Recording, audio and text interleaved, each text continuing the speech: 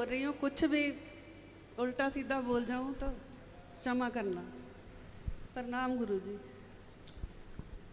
4 साल हो गए मेरे बेटे को। 23 साल का बेटा था जिसकी डेथ हो चुकी 4 साल पहले। तो मैं ऐसे टूट गई थी कि जैसे मेरे को कुछ नहीं पता कि अभी मैं चल भी पाऊँगी या नहीं। और कथा सुनने तो हम पहले से आते थे, अगर आते थे मौज मस्ती के तौर पे, वो लगन नहीं थी जो अब है। और उसके बाद मैंने बोला कि मैं वृंदावन नहीं जाऊंगी।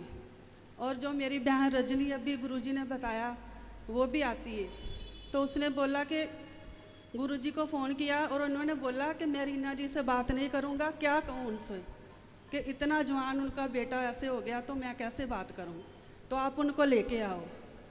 तो उन्होंने मेरी टिकट भी करवाई, मेरे हस्बैंड की भी करवाई। और मैंने बोला मैं नहीं जाऊँगी, मैं वृंदावन तो कभी जाऊँगी नहीं। और फिर उन्होंने गुरुजी से बोला कि वो नहीं आ रही।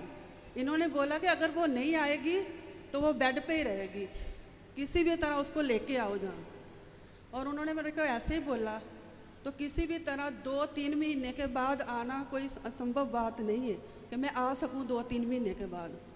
फिर भी वो मेरे को लेके आई। तो ऐसे ही कृष्ण उत्सव जिस दिन हुआ तो गुरुजी ने ठाकुर जी को मेरी झोली में डाला। हम दोनों को स्टेज पर बुलाया, मेरे हस्बैंड को और मेरे को, और झोली में डाल के सगन भी दिया और अच्छा समझाया भी कि उस 2 महीने मैं अपने घर पे नहीं सोई, कभी किसी के घर जाके सोना, कभी किसी के घर। और जिस दिन से वृंदावन से वापस गई तो अपने घर में सोने भी लगी और ऐसे लगता था ठाकुर जी मेरे साथ सो रहे हैं।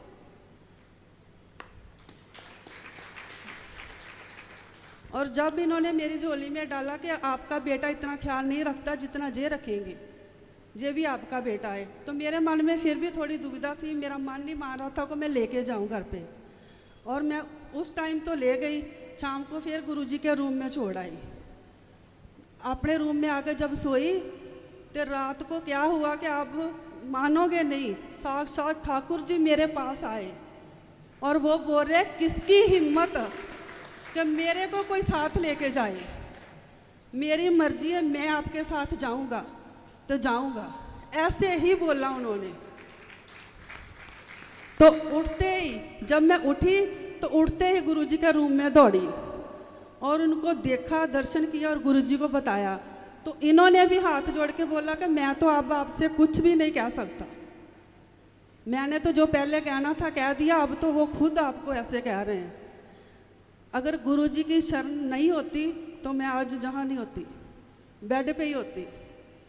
और जब ऐसा टाइम आता है तो कोई भी रिश्तेदार किसी को नहीं पूछता, जब नहीं पूछता तो तब भगवान की तरफ ज़्यादा ध्यान जाता है। तो मेरे साथ तो बिल्कुल ऐसे ही हुआ। तो अब मैं जब से लेके गई हूँ मैं 1 मिनट भी इनके बगैर नहीं रहती। वृंदावन जब 2-4 दिन रहती हूँ तो गुरुजी के रूम में छोड़ के आती हूँ, वरना घर में नहीं। कहीं भी जाती हूँ साथ लेके जाती हूँ, वो मेरे को साथ लेके जाते हैं। हाँ, उन्होंने मेरे को जीने की हिम्मत दी। और जो दिल से मानता है ना, यकीन करके जानो, उसको कोई भी दिक्कत कभी नहीं होती, ना कोई बीमारी की, ना कोई पैसे की कमी। अब काम भी नहीं, घर में अकेले खाली भी बैठोगे ना तब भी जो इतना करेंगे कि देखने वाला कहेगा कि कितना शाहूकार है, कहाँ से इनके पास आ रहा है। पर वो बेटा बन के, उन्होंने मेरे को बेटा बन के दिखाया। मेरा घर भी बिक गया, बच्चे को बाहर भेजा, उनकी बहू को। काफ़ी लॉस में, मैं 60 लाख के लॉस में गई थी 4 साल पहले और रेंट में रहती थी। यहाँ आने के बाद सब कुछ वैसा ही हो गया, घर भी मिला, सब कुछ मिला। और कोई इतना कारोबार भी नहीं है, सिर्फ ठाकुर जी की मेहर है। पता नहीं जो कैसे करते हैं, कहाँ से लाते हैं, मेरे को भी नहीं पता। देखने वाले भी हमें ये पूछते हैं कि इतना काम भी नहीं है, इतने लॉस में गए, अब फिर इतना 2 महीने के बाद वृंदावन जाती है, ऐसे रहती है जैसे बहुत फैक्ट्रियाँ चल रही हो। लेकिन वो सब बिहारी जी की कृपा है, मेरे को नहीं पता वो कैसे करते हैं, पर वो करते हैं। वो बेटे का फ़र्ज इतनी अच्छी तरह निभा रहे हैं ना कि आज देखो, किसी का बेटा काबिल हो तो वो माँ प्यो को फ़ख्र होता है ना। तो इसी मेरा बेटा भी इतना काबिल निकला कि मेरे को जहाँ खड़ा किया आपके सामने। तो गुरु जी से आप दिल से प्यार करो। ठाकुर जी से तो करो, जो ठाकुर जी का ही रूप है। जिन्होंने देखो एक मुर्दे को खड़ा किया, वो कैसे होंगे।